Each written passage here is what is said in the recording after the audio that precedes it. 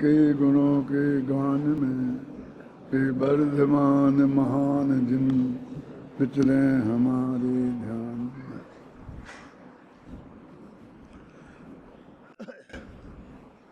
ये चालू नहीं है क्या?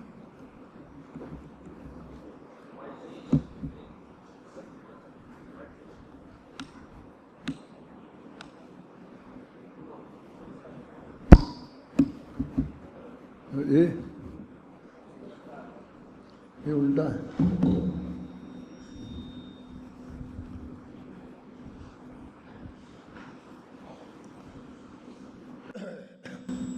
समय सार परमागम आचार्य कुंद देव ने 2000 वर्ष पहले इसी पवित्र भारत भूमि पर बनाया। इसका आश्रव अधिकार चलेगा। आपके हाथ में समय सार है तो उसका पेज नंबर 274 और यदि अनुशीलन है तो उसका पेज नंबर 48। समय सार अनुशीलन भाग 3 पेज नंबर 48।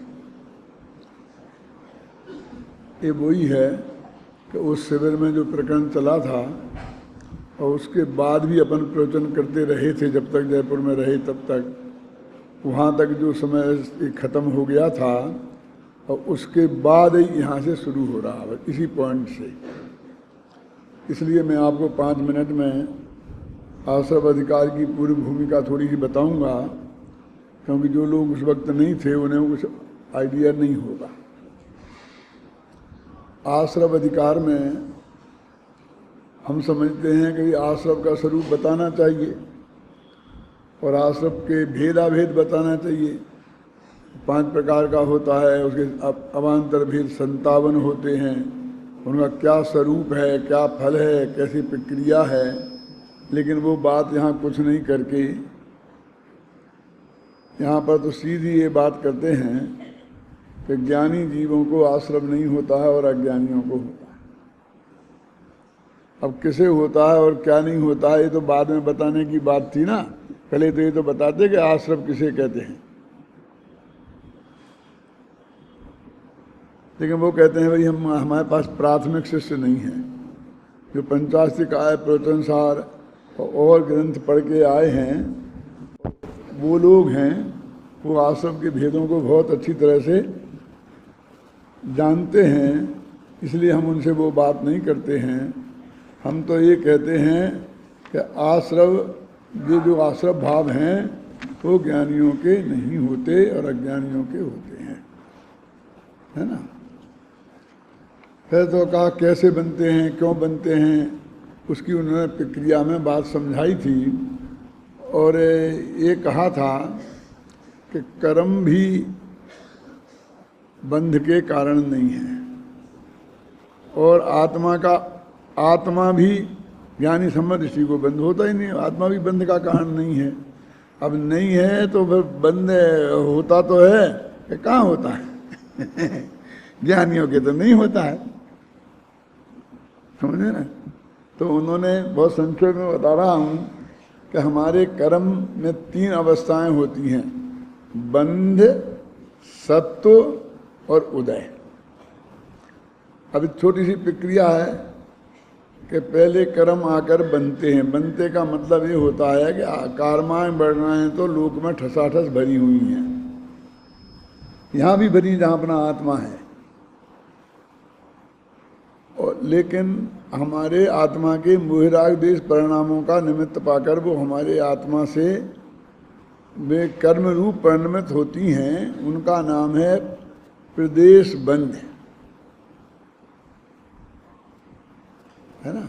वे प्रदेश बंध होता है कर्म के, तो वो तो हमारे योग के निमित्त से होता है। आत्मा के प्रदेशों में जो परस्पंद होता है उसे योग बोलते हैं। मन के निमित्त से हो तो मन योग, वचन के निमित्त से हो तो वचन योग, काय के योग से निमित्त से हो तो काय योग। उसकी वजह से वो कर्मान वर्णाएं कर्म रूप परिणमित होती हैं। कर्मान वर्णाएं वो पुद्गल के स्कंद हैं। तो और थोड़े पीछे चलते हैं, 23 प्रकार के पुद्गल हैं इस दुनिया में, एक अणु और 22 प्रकार के स्कंद। वो 22 प्रकार के स्कंदों में 5 प्रकार के स्कंद जीव से संबंधित होते हैं। तो एक परमाणु और 22 में से 5 गए तो कितने 17 बचे। 17 से आत्मा का कोई संबंध नहीं है। और उनमें होता है आहार वगैरह, तेजस वगैरह, कालमान वगैरह, मनो वगैरह और भाषा वगैरह। आहार वगैरह से शरीर वगैरह बनता है, भाषा वगैरह से भाषा बनती है, मनो वगैरह से मन बनता है, कारमान वगैरह से कारमान शरीर बनता है और तेजस वगैरह से तेजस शरीर बनता है। ख्याल में है ना।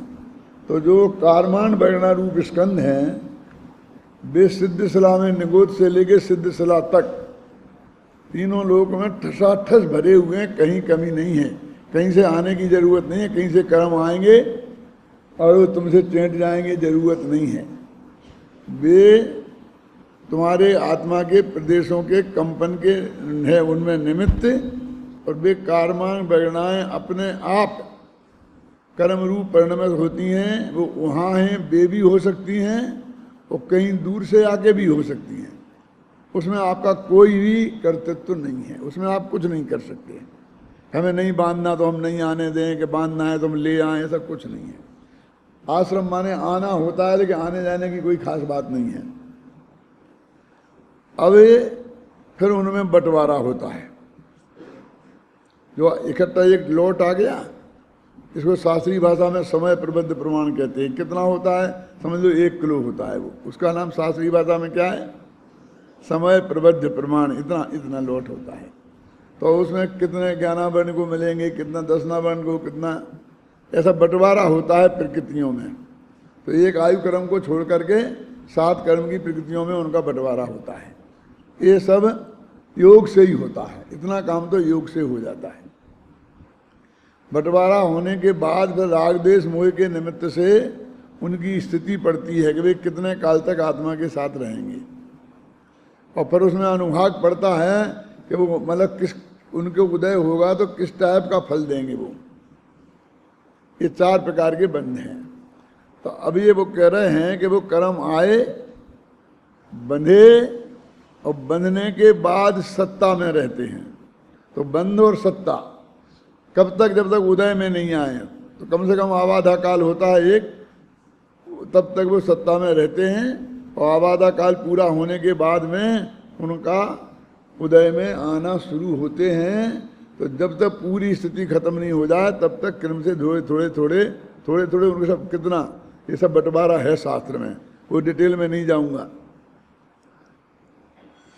ऐसे अनेक समय के बंधे हुए एक समय में मिलकर एक पिंड बनता, उसको भी समय प्रबद्ध बोलते हैं। कितना समय प्रबद्ध खिरता है, एक समय प्रबद्ध बनता है क्या। और उससे ड्योढ़ा करीब, ड्योढ़ गुण हानि प्रमाण, ऐसा शास्त्र में शब्द आता है। इतना प्रमाण हमेशा सत्ता में रहता है। एक गणित है उसका, तो अन्ना जी से समझ लेना, विस्तार से समझना हो तो।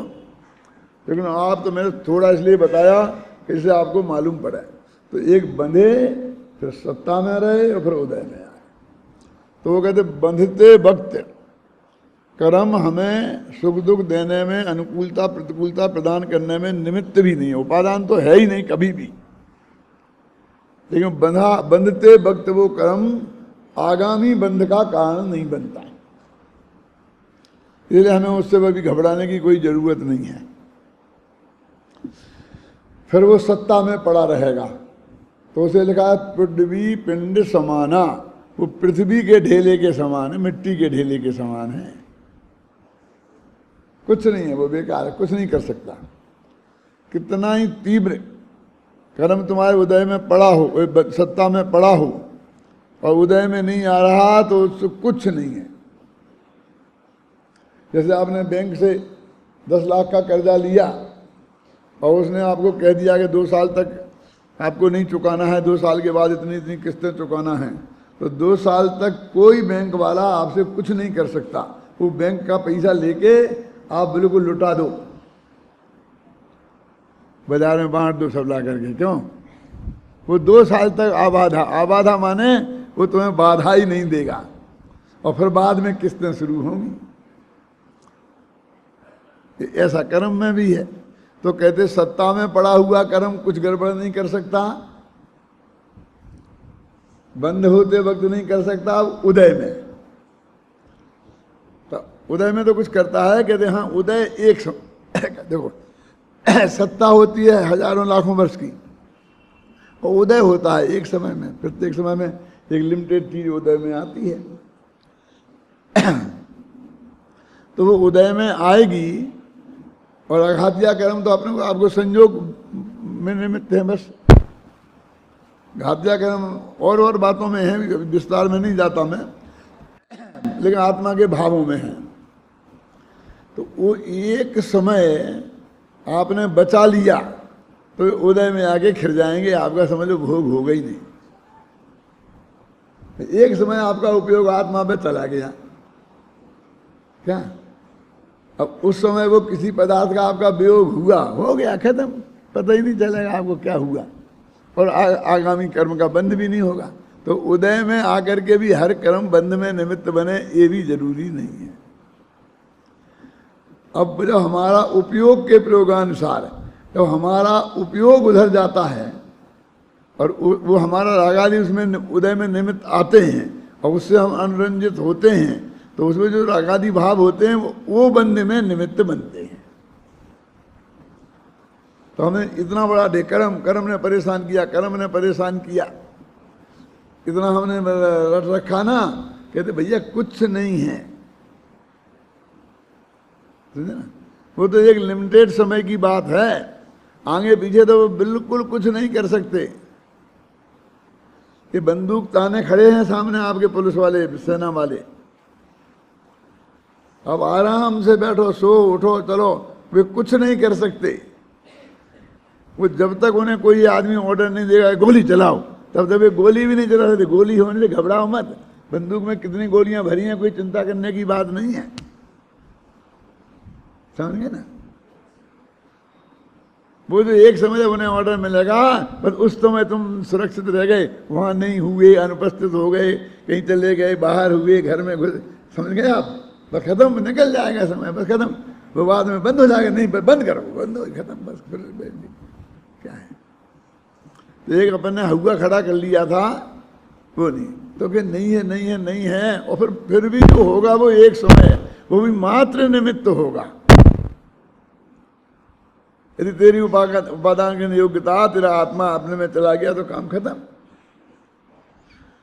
तो फिर कहीं बंद करता कौन है? ये जो अपन ने उस शिविर में समझाया था, उसके बाद समझाया था, उतनी वो बात बता रहा हूं मैं। तो कहा कि ज्ञान गुण का परिणमन उसमें निमित्त है, ऐसा ही गाथा में लिखा।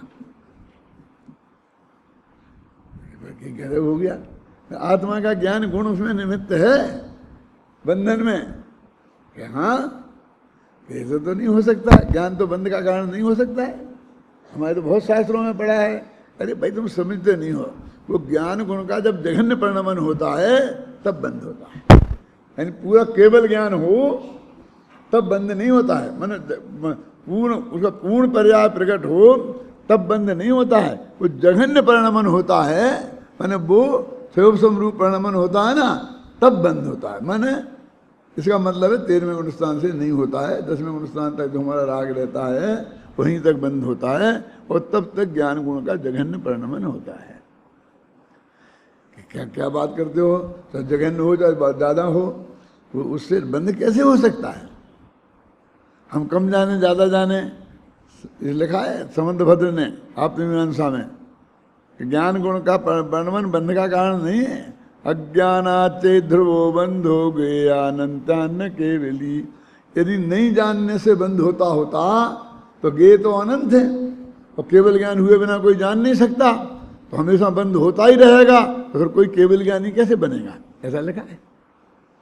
हमें जची नहीं बात कि तुम समझते नहीं हो कि जब आत्मा का ज्ञान गुण का जघन्य परिणमन होता है, ऐसे जीव के राग अवश्य होता है, और राग बंद का कारण है।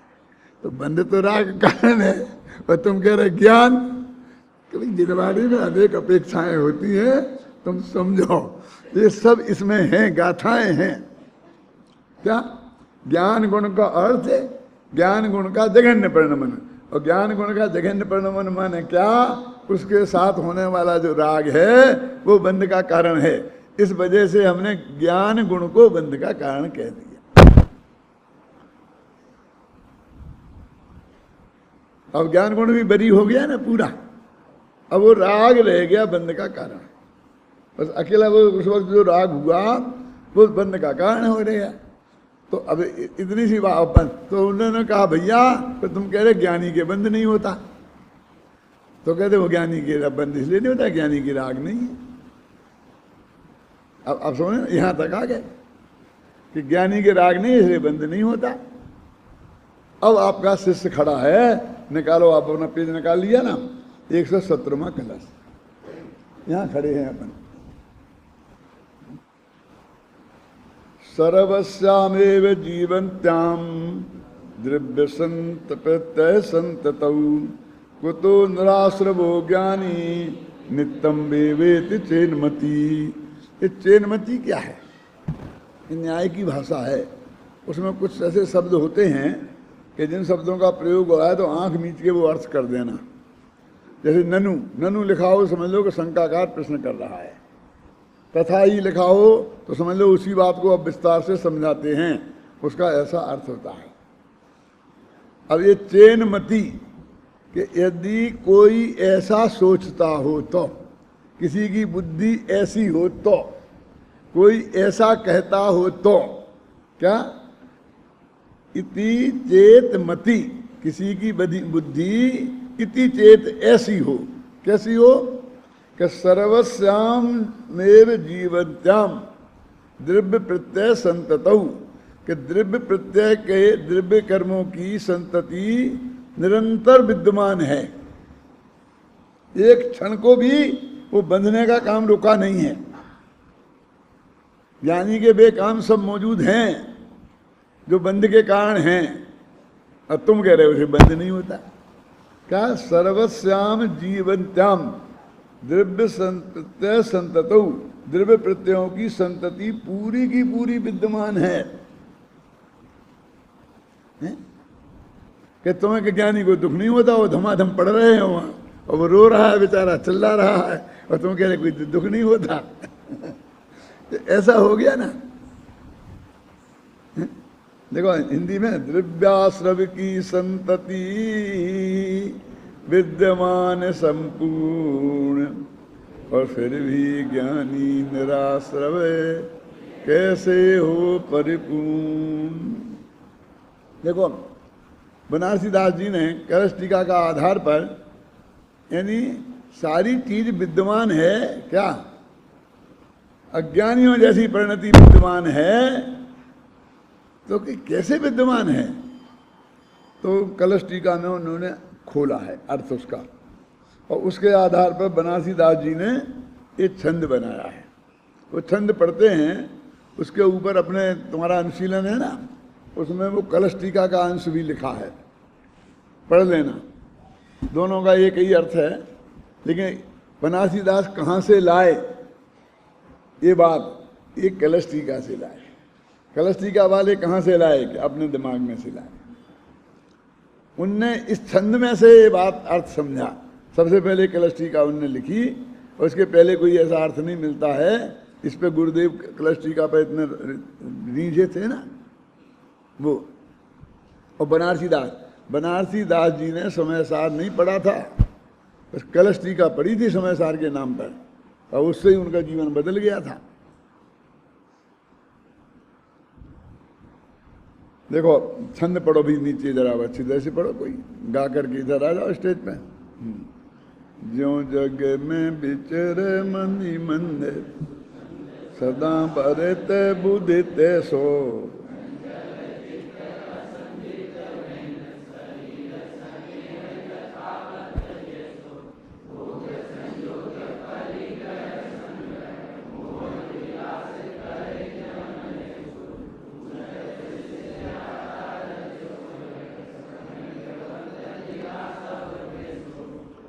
देखो बनारसी दास ने ये अनुवाद किया और हमने ये अनुवाद किया, द्रव्याश्रव की संतति विद्यमान संपूर्ण। तो हमारे सामने बनारसी दास का तो मौजूद था ना, हम भी तो वैसा बना सकते थे ना अभय कुमार जी। बनारसी दास को तो राजमल जी का था, और राजमल जी को किसी का नहीं, उनकी तो ओरिजिनलिटी है। लेकिन हमारे पास तो दोनों ही मौजूद थे ना, हमने आपके सामने प्रस्तुत किए हैं, तो हमने ऐसा छंद क्यों नहीं बनाया? क्या मनीष समझे कि भैया हम तो उस छंद से बंधे हैं, हम छंद का पद्यानुवाद कर रहे हैं, हमारी जिम्मेवारी उस छंद तक है। उस छंद में ऐसी बात स्पष्ट नहीं लिखी, उसमें लिखा है सर्वस्याम जीवंत्याम द्रव्य प्रत्यत संततौ, तो द्रव्याश्रम की संतति विद्यमान संपूर्ण, बस हमने कह दिया, हमारी ड्यूटी पूरी हो गई। कुतो ज्ञान निराश्रवो ज्ञानी, फिर भी ज्ञानी निराश्रव क्यों है? फिर भी ज्ञानी निराश्रव कैसे हो परिपूर्ण? हमारा काम हो गया, हमने छोड़ा तो कुछ नहीं है। लेकिन वो बात हमने नहीं की, उन्होंने की। क्या कह रहे हैं देखो, अब एक पढ़ोगे तो आपको मालूम पड़ेगा। जैसे मैं कभी, मेरी भाषा ऐसी है, लोगों को अटपटी लगती है कि उसका बाहर की सारी प्रवृत्ति मिथ्या दृष्टि जैसी। मिथ्या दृष्टि जैसी कैसी हो सकती है? क्या मिथ्या दृष्टि जैसी तो हो ही नहीं सकती ना। ज्ञानी की परिणति में और मिथ्या दृष्टि की परिणति में अंतर तो है ही, लेकिन जो बाहर से हमें दिखाई देती है उसका मिलान करें तो मिथ्या दृष्टि जैसी दिखती है। अंतर की परिणति की बात तो अपन कर नहीं रहे, ख्याल में आई ना। तो क्या क्या चीज का मिलान कर रहे हैं हम? वो शिष्य जो है वो क्या क्या चीज का मिलान कर रहा है कि ज्यों जग में बिचरे मति मंद, मति मंद माने अज्ञानी। ये तो मंद बुद्धि होता है, लेकिन यहाँ पर लेना पहले गुणस्थान वाला कि ज्यों जग में विचरण मति मंद, जैसे अज्ञानी लोग विचरण करते हैं। कैसे विचरण करते हैं? वे स्वच्छंद, स्वच्छंदता पूर्वक विचरण करते हैं अज्ञानी। सदा बरते बुध तेसो, वैसे ही हम ज्ञानियों को भी देखते हैं। क्या अब समझ आए ना? कितना क्लियर है। इसका अर्थ भी मैंने लिखा है, लेकिन आप लोगों को पढ़ने की जरूरत नहीं है। लेकिन बहुत से जो तो लिखते तो अपना बहुत काल के लिए हैं, कितने कितने जीव हैं, कल वो नहीं पढ़ पाएंगे इसको। 400 वर्ष पुरानी भाषा बहुत लोग नहीं समझते। ये छंद तो सरल है, लेकिन कई छंद बहुत कठिन होते हैं, है ना। नियम बना दिया कि हर एक का अर्थ लिखना, तो लिखना अपने तरीके से लिखा।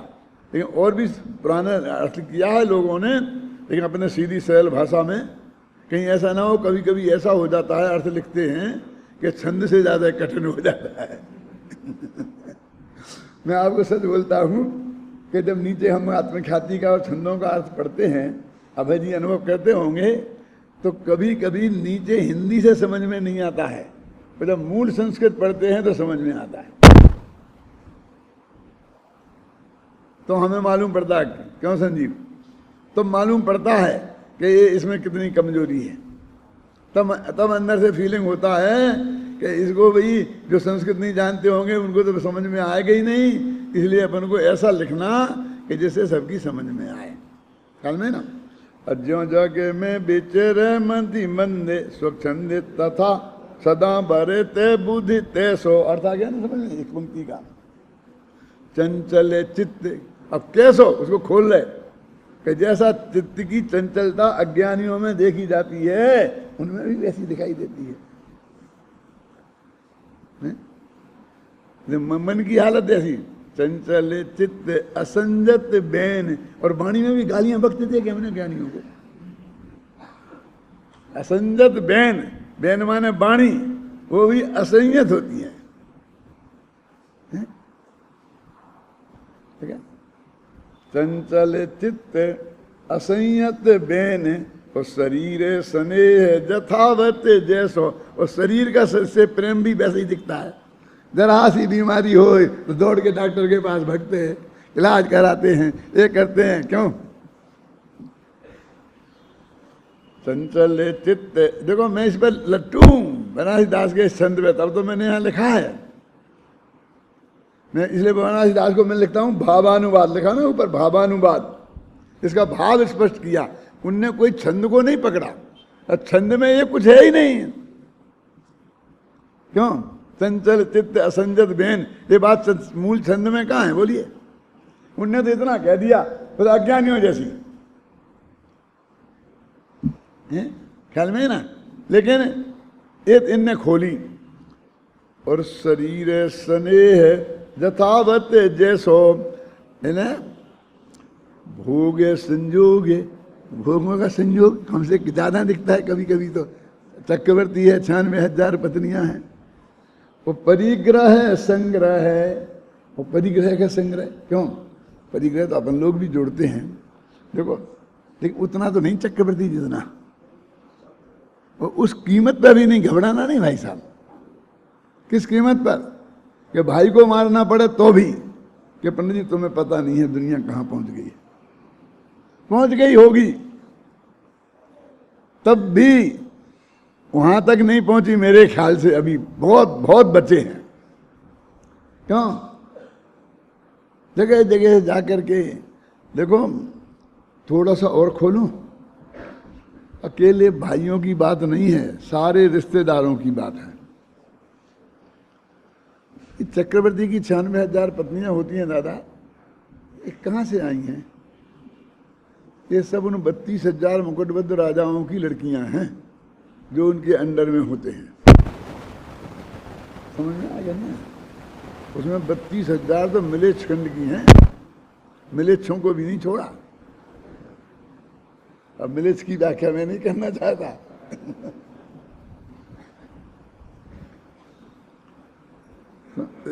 समझ में आया ना? तो सब रिश्तेदार हो गए ना, सब ससुराल है। वो सब ससुराल है। तो उनकी लड़कियां, उनकी बहनें, उनको ले आए तो सब रिश्तेदार हो गए ना। उनने अकेले भाइयों की संपत्ति नहीं छीनी, अपने रिश्तेदारों के ससुराल वालों की भी सारी संपत्ति छीनी। अकेले भाइयों को गुलाम नहीं बनाना चाहते थे, सबको गुलाम बनाया। बनाना चाहते नहीं थे, बनाया। क्यों? फिर भले ही व्यवस्थापक के लिए उन्हीं को सौंप दी। क्यों? व्यवस्था के लिए सौंप दी, लेकिन माल तो इनका ही है ना। इन्हें भी व्यवस्थापक तो चाहिए ही थे ना। जब इस गवर्नमेंट ने बैंक का राष्ट्रीयकरण किया था, तो सारे कर्मचारियों को थोड़ी निकाल दिया। तो एक ऊपर वाले निकाला मालिक नाम के प्राणी को, बाकी काम तो सब उनने ही किया। और उनको भी कहा कि नहीं आप संभालो। कौन संभालेगा हमारे यहाँ? बस आपको तनख्वाह मिलेगी सबसे ज्यादा, और जो सारी सुविधाएं आज तक आप भोगते रहे हो वो सब भोगो। ये मीलों का राष्ट्रीयकरण किया ना, कपड़े वपड़े के मील, तो ये सब उसी बंगले में रहो, वैसी गाड़ियां दौड़ें, सारे आपके नौकर साहब की आपकी आज्ञा में रहेंगे। आप जितना खर्च करना चाहो अपने पे करो, सारी सुविधाएं हैं। छीना क्या है? बस अब ये आज से संपत्ति आपकी नहीं है, राष्ट्र की है। यही तो यही भरत चक्रवर्ती ने किया, सब चक्रवर्ती ऐसे ही करते हैं। अब परिग्रह संग्रह का अर्थ समझ में आया? कैसा, किस कीमत पर? भोग संजोग परिग्रह संग्रह। इसलिए तो मुझे भरत चक्रवर्ती पे उपन्यास लिखने की भावना है ना। क्या पता इस भव में पूरी होगी कि नहीं होगी। लोगों के गले पचेगा नहीं, मैं जानता हूं। ए भैया, रत्नाकर कवि को समाज बाहर कर दिया था बेचारे को। हमें क्या करेगा? जब तक हम रहेंगे तो करेगा।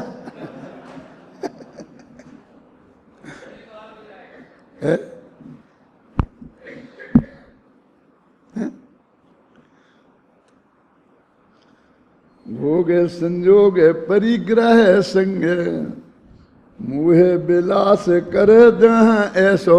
ऐसा मुहे का विलास होता है। मोहिनी कर्म के उदय में, माने चरित्र मुहे, चारित्र मुहे के उदय में ऐसी दशा होती है। जब कोई ऐसा मार्मिक छंद आता है तो मेरे आगे बढ़ा ही नहीं जाता है। क्या? अब पूछत शिष्य आचार्य सो कि सम्यक बनते निराश्रव कैसो। अब सम्यक दृष्टि निराश्रव है, ये मेरी समझ में नहीं आता। देखो, अब अपन वो भी पढ़ लेते हैं राजमल जी को, जिनने सबसे पहले इतना लिखने की हिम्मत करी। यानी ये समझा सबसे पहली महिमा की बात है, और दूसरा लिखने की हिम्मत करी ये दूसरों की महिमा की बात है। और मानो आप जानते थे ये कैसी संयोगों में रहते थे जिनने ये लिखा है। अपने ही पास के थे, यहीं जयपुर के ही, विराटनगर के, बैराठ बोलते ना, अलवर के रास्ते में मिलता है ना, अलवर जाते हैं ना, तो अपन यहाँ से मुड़ते हैं, कहाँ से, शाहपुरा से, तो वहाँ पे 8-10 किलोमीटर पर आता है, वहाँ रहते थे। तो वहाँ भट्टारक की गद्दी थी, वो भट्टारक की गद्दी के भट्टारक के आश्रय, भट्टारक सारा उनका खर्चा मर्चा भट्टारक उठाता था, और वे सब वहाँ रहते थे। वो भट्टारक के मठ के पंडित थे। अब आप समझ में आई ना। और भट्टारकों की कैसी हालत थी उस वक्त, वे सम्राट से कम नहीं होते थे। वो चाहे तो 2 मिनट में जान से उड़वा दें, चाहे जो कुछ करवा दें, लेकिन उसमें बैठ करके और उन्होंने ये सब कलश टीका जैसी चीजें लिखी, पंचाध्यायी जैसा ग्रंथ लिखा। पढ़ते हैं जरा उनको, उनकी महिमा। कोई आशंका करता है कि सम्यक दृष्टि जीव सर्वथा निराश्रव कहा है, और ऐसा ही है। मैंने कहा है तो ऐसा नहीं कि वैसे ही कह दिया है, और वस्तु स्थिति भी ऐसी ही है। परंतु ज्ञानावरणादि द्रव्य पिंड जैसा का तैसा है। ज्ञानावरणादि कर्म, 8 कर्म वहाँ मौजूद हैं, वैसा ही विद्यमान है। और उस कर्म के उदय में नाना प्रकार की भोग सामग्री भी जैसी थी वैसी ही है। उस कर्म के उदय में नाना प्रकार के सुख दुख भोगता है। इंद्रिय शरीर संबंधी भोग सामग्री जैसी थी वैसी ही है। सम्यक दृष्टि जीव उस सामग्री को भोगता भी है। इतनी सामग्री रहते हुए नराश्रपना कैसे घटित होता है, ऐसा कोई प्रश्न करता है। लोग क्या छोड़ा, इनने तो पद्यानुवाद के अलावा क्या किया। ये जो उन्होंने गद्य में लिखा था उसको उनने कविता में बांध दिया। अब मैं आपसे जो कह रहा था ना कि राजमल जी की महिमा बनारसीदास से भी ज्यादा क्यों, अपन अपनी बात करते हैं। पूज्य गुरुदेव श्री जैसे महापुरुष अपन को मिले, उनकी सबसे ज्यादा महिमा की बात यह है कि इस भव में उन्हें कोई समझाने वाला गुरु नहीं था। ये तो बिल्कुल बहुत स्पष्ट और नक्की बात है। क्यों? और उनका अध्ययन जितना था, 5वीं 6वीं क्लासों की, 10वीं होगी, इसमें बाद में क्या फर्क पड़ता है। मतलब कोई वे और ज़्यादा पढ़े लिखे नहीं थे, और हिंदी भाषा का भी वहाँ कोई ऐसे पठन पाठन की व्यवस्था हो ऐसा नहीं था। वो गुजराती मीडियम में ही उस एरिया में पढ़े होंगे जहाँ पैदा हुए, वो जहाँ उनका पढ़ना पालन पोषण हुआ। उनने बिना गुरु के, और ये कलश टीका जो आज पढ़ी आपने, ये तो फूलचंद जी का अनुवाद है। उधर राजमल जी की भाषा देखो, 400 वर्ष पुरानी भाषा, एक अक्षर समझ में नहीं आएगी। सबसे पुराना गद्य है जैनियों का, जैनियों का नहीं, सारे हिंदी साहित्य में इतना पुराना गद्य नहीं मिलता है। जब हिंदी में गद्य था ही नहीं, पद्य था अकेला। उस समय उन्होंने उस कलश टीका को उस भाषा से और गुरुदेव ने समझ, वो आत्मा की बात समझ। कितनी महान बात है, कितनी महानता है। उस महानता की कोई चोट कर सकता है? मुझसे लोग कहते हैं कि आप क्या मानते हैं, उन्होंने ये किया, ये किया। कुछ नहीं, मैं तो ये मानता हूँ कि जब हम उनका प्रवचन सुनते हैं और जो जिस तरह की बातें निकालते हैं, और वो जिस तरह से उन्होंने इस योग्यता में बिना गुरु के जो निकाला है माल, वो हमें 100% सत्य लगता है सत्य। और उनने निकाल दिया, हम इस पे, उनकी इस बुद्धि पे रीझे हैं। बोलो क्या कहना आपको। हम समर्पित हैं उनको यदि पूरी तरीके से, तो हम इस बात पे रीझे हैं। हम कहते हैं हमारी होड़ आप लोग ऐसा मत समझना, कोई नहीं कर सकता। क्यों नहीं कर सकता? कि वो रीझे तो हैं उन पर, हमसे ज़्यादा समर्पित हैं, लेकिन वे उनके बाहर के ताम झाम से पुण्य के उदय से रींझे हैं और हम उनकी उस ज्ञान की महिमा से रींझे हैं। बालचंद जी, अभिमान के लिए नहीं कहता हूँ, यदि कोई दूसरे लोग ऐसे हैं तो हम उनके लिए उनके चरण स्पर्श करने को तैयार हैं। किसी के अपमान की बात नहीं है। क्या है? वो जो बातें जिन पर आप रीझे हैं वो भी बहुत महान हैं, वो भी बहुत अच्छी हैं, वो भी रीझने लायक हैं। डॉक्टर साहब डूंगरों वाले क्या अरुण भाई, हम उसका उन लोगों का अपमान नहीं कर रहे हैं, लेकिन ये जो लोग कहते हैं ना कि उनके पास पूरा भव का माल था, हम भी कहते हैं, हम पर शंका करते हैं लोग कि आप नहीं मानते हैं। कैसे नहीं मानते हैं? हम कहते हैं कि जे उन्हें यहाँ कोई बताने वाला मिला ही नहीं और इन शास्त्रों को पढ़ करके उनने ये निकाल लिया, तो ये उनके बाद पूर्व भव की कमाई के अलावा और कोई होगी, गारंटी से होगी। हमें इसमें कोई रस नहीं है कि वे क्या थे और क्या होंगे, लेकिन उन्होंने आत्मा की बात बहुत गहराई से कहीं सुनी थी, समझी थी, और वो उनके पास सूक्ष्म ज्ञान में मर्यादा में मौजूद थी। और ना सही जाति स्मरण कि कोई भी घटना बताएं, लेकिन उनकी स्मृति में वो आई ना,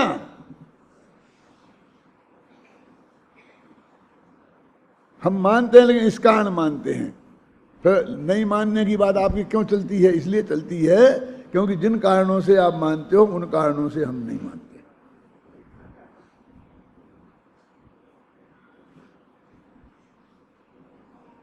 हम किसी ने कहा और हमने सुना इसलिए नहीं मानते हैं, समझ गए? हमने सुनकर और पढ़कर के नहीं माना, हमने उनकी ज्ञान की उस किरण को देखा है, उससे माना है हमारे हृदय में। आप समझ नहीं ना, जिसकी होड़ कोई नहीं कर सकता। जब कोई आदमी हम उंगली उठाता है हमारी श्रद्धा पर, तो हमको थोड़ा सी उत्तेजना आ जाती है। वो सात्विक उत्तेजना हम कहते हैं। आचार्य रामचंद्र शुक्ल ने तो उसके लिए बहुत बढ़िया बताया है। तेरा सिर हिल गया, बता कहाँ बताया, क्या बताया, क्यों हिला? आचार्य रामचंद्र शुक्ल का नाम सुना है? कौन? 6वें 7वें गुणस्थान वाले थे। हिंदी साहित्य के बहुत बड़े विद्वान हैं जो 11वीं 12वीं क्लास पास थे और MA वालों को पढ़ाते थे बनारस यूनिवर्सिटी में, समझ गए ना? और उनके अंडर में तो सैकड़ों ने PhD की, उन पर भी 10-20 PhD हो गई होंगी।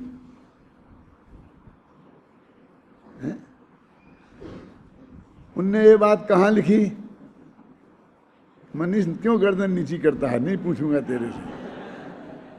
हिंदी साहित्य का विद्यार्थी है ना, पढ़ाता है हिंदी साहित्य, इसलिए डर लगता है इसे कि पूछेंगे दादा। क्रोध नामक लेख में देखो, ये सात्विक क्रोध कहते हैं कि नहीं? जैसे राम जी का क्रोध कहते हैं ना, वो एक कहते हैं कि एकदम ज्ञानियों पर अन्याय हो रहा हो तो वो, और तुम्हें क्रोध न आए, वो क्रोध सात्विक क्रोध है। वो ऐसी भाषा देते हैं। जैन धर्म तो कहता है क्रोध किसी के कारण हुआ हो, क्रोध बुरा है, अच्छा नहीं है, लेकिन उन्होंने ये बात वहां लिखी है कि वो सात्विक क्रोध है। उसको उन्होंने तामसिक क्रोध दिया, कहा सात्विक क्रोध, ऐसे भेद उन्होंने किए हैं, है ना?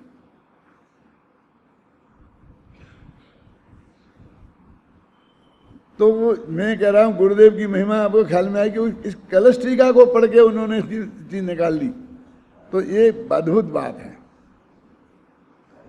गुरुदेव के लिए भी और राजमल जी के लिए तो है ही। तो राजमल जी ने तो उनके सामने तो ये कलश टीका भी नहीं थी। क्यों? उनने तो इस संस्कृत के छंद में से निकाला। सर्वस्याम एव जीवत्याम द्रव्य संत प्रत्यय संततौ कुतो आश्रवो ज्ञानी नित्यम वेति चेन्मति। इस छंद में से ये बात निकाली। और जो और बनारसी दास की महिमा इसलिए है, अब मैं इसलिए कहता हूं कि वो धन्य इसलिए हैं कि उनने ये बात समझ ली, पकड़ ली। अरे भाई, जिनने अपने आप निकाल ली वे भी धन्यवाद के पात्र हैं, और जिनने उस बात को पकड़ लिया वे भी कम धन्यवाद के पात्र नहीं है। क्यों? क्यों बोल भैया शिखर। लाभ तो दोनों को बराबर ही हुआ, माल हाथ में आ गया ना दोनों के, उनको वैसे आया और इनको ऐसे आया, लेकिन चीज तो आ गई ना, घाटे में कहां रहे। अब इस पे अपने पे घटित करो कि पूज्य गुरुदेव श्री ने ऐसे संयोगों में और इन अपने कुंद कुंद के शास्त्रों को पढ़कर उस भाषा में जो थे झूठारी पुरानी भाषाओं में पढ़ करके वो मर्म निकाल लिया, तो वो तो कितने महिमा बनते हैं, समझ में आए, समझे ना, उनकी तो कल्पना हम कर नहीं सकते। लेकिन हम भी कम भाग्यशाली नहीं है, हम माने वे लोग कि जिनने गुरुदेव के बताने पर समझ लिया। क्यों भाई साहब, क्यों छाबड़ा जी बोलो? क्यों? लाभ तो दोनों को बराबर हो गया, माल तो दोनों के हाथ में एक सही आ गया। क्यों साहब? काम जो होना है उससे काम तो दोनों को ही हो जाएगा, लाभ में तो कोई फर्क नहीं पड़ा ना। वे सच्चे अनुयायी हैं गुरुदेव के। कोई माई का लाल ऐसा तो आए कि इसके पीछे नेछावर हो उन पर, स्वामी जी पर, और इन बातों में गड़बड़ी हो तो अपनी जान की बाजी लगाकर खड़ा हो जाए। इनके लिए तो किसी को नहीं, कुछ लेना देना नहीं है, चाहे जैसा तोड़ो मड़ोड़ो उनकी तत्व ज्ञान को। बस ये एक आता है तो थोड़ा सा अध्याय करता है, कुछ भी तोड़ता मरोड़ता है, 10-20 मूर्ख उसके साथ खड़े हो जाते हैं, एक आध करोड़पति मिल जाता है, तो उसके उसकी चल निकलती है दुकान। क्यों भाई जी, ऐसा है कि नहीं है? बोलिए, कितनी दुकानें खुल गई?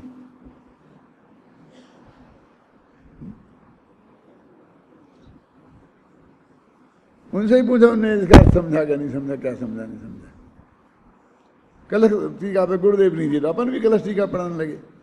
नहीं तो ऐसा पढ़ गए अपन कहते कलश टीका के क्या, कलश टीका की महिमा इतनी अपन को आती। अरे कलश टीका के जो चीज़ें हैं वे कहाँ हैं बताओ उसके पहले। अब 2000 वर्ष में निकालो कि कल इनने कहाँ से ली होगी। यदि कहीं मिल जाए तो मिल भी सकती है, कहीं किसी ने किया होगा, नहीं तो उन्होंने खुद भी समझ ली कैसे ही हो, लेकिन ये सही है ना। ये हमारी विवेक और बुद्धि को ये तो दसता है कि नहीं है कि ये बात 100% सच्ची है। अब एक दफे छंद शांति से पढ़ें। अब जो जग में बिचरे मति मंदे, तो छंद सदा भरते बुद्धते सो।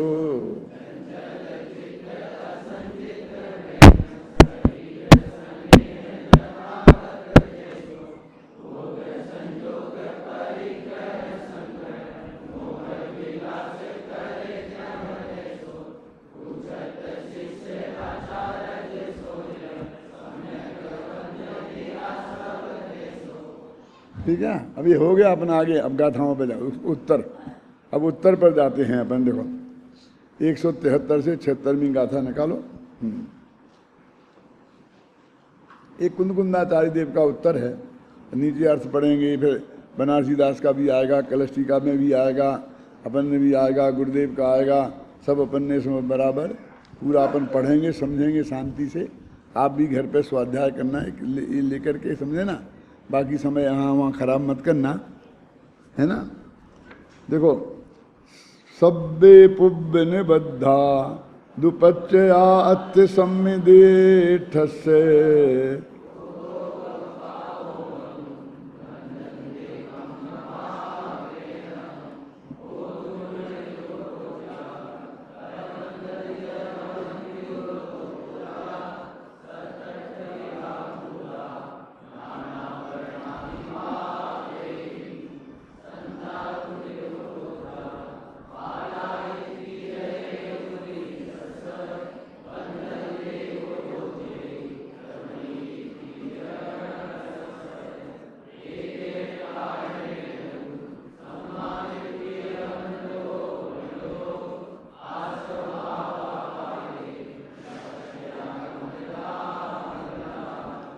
सदृष्टियों के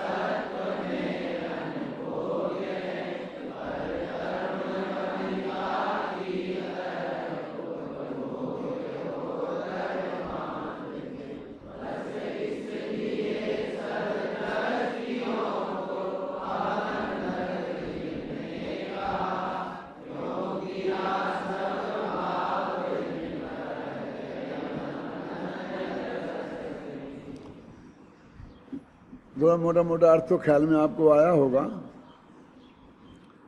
एक बात तो इसमें मार्मिक पहले समझ लो, जिससे आपको इसका अर्थ समझने में कोई असुविधा नहीं हो। जो अभय जी ने कहा था, आज सुबह थोड़ी हुआ, आपका कुछ हुआ? कल शाम को, हाँ कल शाम को उसमें कहा था कि हम बार बार ये प्रश्न करते हैं कि सम्यक दृष्टियों को बंध नहीं होता है और मिथ्या दृष्टियों को होता है। तो वो अपन क्या समझते हैं कि जो बंध मिथ्या दृष्टियों को होता है वो बंध सम्यक दृष्टियों को नहीं होता, कि मिथ्यात्व। तो फिर राग आदि का लगा, राग आदि विद्यमान है, लेकिन भैया वे मिथ्या दृष्टि के मिथ्यात्व संबंधी राग आदि विद्यमान है और उनसे बंध की बात है। और सम्यक दृष्टि के वे राग आदि वे मिथ्यात्वादि, मिथ्यात्व को भी राग बोलते हैं, वो विद्यमान ही नहीं है, इसलिए बंध नहीं होता। बस सीधा न्याय है, उसमें कोई अड़चन नहीं है। और जो बंध नहीं होता तो उसको यहाँ बंध कहा है, बाकी रागादिक होते हैं उनको बंध नहीं कहा। इतनी सीधी सच्ची बात है। लेकिन ये बहुत विवाद चलता है, सम्मेद से कहने बहुत झगड़ा हुआ था। आपको पता नहीं, एक दफा उज्जैन वालों का शिविर था, वो इतना हुआ था कि उसके बाद फिर मेरा उज्जैन वालों के शिविर में जाना हुआ ही नहीं। क्या पहला दूसरा तो एक आध दो दफा क्या मुझे पता नहीं, लेकिन मुद्दा यही था कि बंद नहीं होता। तो मैंने कहा कि भैया कि वो जो बंद नहीं होता उसका तो कारण ही वहाँ मौजूद नहीं है, उसमें कौन सा अन्याय हो गया। वो अनंतान बंदी और मिथ्यात्व संबंधी जो 41 विकृतियों का बंद नहीं होता तो सम्यक दृष्टि के वो कारण ही विद्यमान नहीं है। हमें मिथ्या दृष्टि को होता है, सम्यक दृष्टि को नहीं होता है। वो सम्यक दृष्टि वैसे भोग होता है, लेकिन वो भोग वाला बंध नहीं है भाई साहब। वो भोग वाला बंध जैसा मिथ्या दृष्टि को होता है, सम्यक दृष्टि को भी होता है। वो 96,000 शादियाँ करी, वो शादियों वाला बंध है, उससे जो बंध होता है वो तो होता है। इतनी छोटी साधारण बात भी समझ में नहीं आई। नहीं, वो तो प्रवचनसार की बात है। यहाँ गए प्रवचनसार की नहीं, समय सार की बात है, पता सुना है। और प्रवचनसार की सही तो प्रवचनसार भी कुंद कुंद का ही है, उस पर भी टीका अमृतचंद्र की ही है, उस पर भी गुरुदेव श्री के प्रवचन हैं। ये जैसे में प्रवचनसार माने हे तत्व, और वो प्रवचनसार में वो बात कर, ऐसा प्रवचनसार की ऐसी बात। अब मैं बराबर मैंने उस बात को चालू रखा जो आपने तर्क से युक्ति से सिद्ध करता हुआ, और सामने वाले भी चालू रखा कि उनको नहीं ये बात ऐसे नहीं है, नहीं। वो चल वो जो हुआ होगा, वो हुआ होगा। अब कितने न्याय संगत बात है कि उन्हें बंद नहीं होता। माने पहले गुणस्थान में जो बंद होता है, मतलब चौथे के पहले, वो बंद उन्हें नहीं होता क्योंकि वे चौथे में सीधी है ना। और अज्ञानियों को होता है क्योंकि वे पहले में, उसके कारण विद्यमान है, इसके कारण विद्यमान नहीं है। और हम क्या करते हैं, बंद तो वो पकड़ लेते हैं, कौन सा रागादि तो वो पकड़ लेते हैं जो सम्यक दृष्टियों के मौजूद हैं, इसलिए कहते कैसे नहीं है, कैसे नहीं है, कैसे नहीं है। अब हमें लगता है ये अन्याय है, कि वही ऐसा करे, मिथ्या दृष्टि वही करे, 3 शादियां करे तो उसको तो बंद होता है, और संबंध दृष्टि 96 करे तो 1000 करे तो उसे नहीं होता है, अपन को अन्याय दिखता है। ये भैया वो उन्हें 3 शादी करने की वजह से बंद नहीं हुआ है, वो जिनकी बात कर रहे हैं अपन, वो 3 शादियों वाला बंद हुआ है, वो अलग हुआ है, और उसे 3 शादियों का ही लगे घबरा होना लगता होगा तो मन जो रागाधिक के हिसाब से, और उसे 96 का लगेगा, ऐसा नहीं है। चक्रवर्ती यदि गृहस्थी में मरे वो 96,000 पत्नियों के साथ तो गारंटी से नरक में जाता है, और नरक भी छोटा मोटा नहीं, 7वां। क्यों? कि वो साधारण आदमी थोड़ी है पहले दूसरे में जाएगा, तो 7वें में क्यों जाता है? क्योंकि 8वां नरक नहीं है।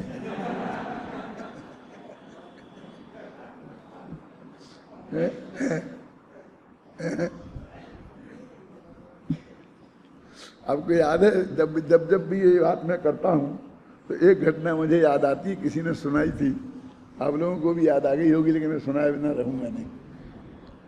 हुकुमचंद सेठ के इंदौर में 7 मील थे, हुकुमचंद मील, राजकुमार मील, मालवा मील और हीरा मील, ऐसे बहुत थे। फिर एक और 8वें मील की प्लानिंग चली, तो इंजीनियरों को बुला करके सब मीटिंग चलती थी, क्यों छाबड़ा जी, सब बात चलती थी। तो वो सेठानी जी को पता चला कि क्या हो रहा है, तो सेठानी जी ने सेठ जी से पूछा कि क्या हो रहा है, क्या क्या ये लोग क्यों आ रहे हैं, क्यों बार बार आपका ये खाना में लेट हो जाते हो रोजीना, ये क्या हो रहा है? कि वो इंजीनियर लोग आए हैं ना बाहर से, वो सब अंग्रेज इंजीनियर लोग, उनका समय कीमती है, तो क्या के लिए आए, क्या हो रहा है कि ये एक 8वां मील खुल जाए, तो उसकी सब प्लानिंग लेटेस्ट डिजाइन का आप खोलेंगे तो हो रही है। तो सेठानी ने कहा कि सेठ जी नरक 7 ही होते हैं।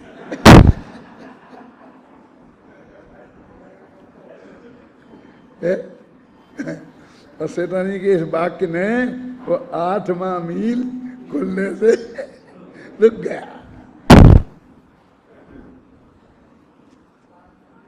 तो भैया वो जो मिथ्या दृष्टि का जिसमें अपराध है, ऐसा थोड़ी चक्र दिए जाते नरक में, और भी तो बहुत जीव हैं नरक में जाने वाले।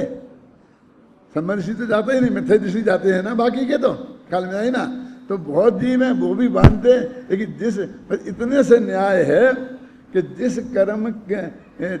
जिस वजह से जो कर्म बनते हैं, ना वो कारण है ना वो कार्य है, तो खत्म हुआ संबंधियों के। अब मिथ्या दृष्टियों के भी कारण भी मौजूद है और कार्य भी मौजूद है। इतनी बात आप विवेक से ध्यान में रखेंगे तो बाकी सारी अपेक्षाएं आपको स्पष्ट हो जाएंगी। बाकी जिसको अपन कल खोलेंगे।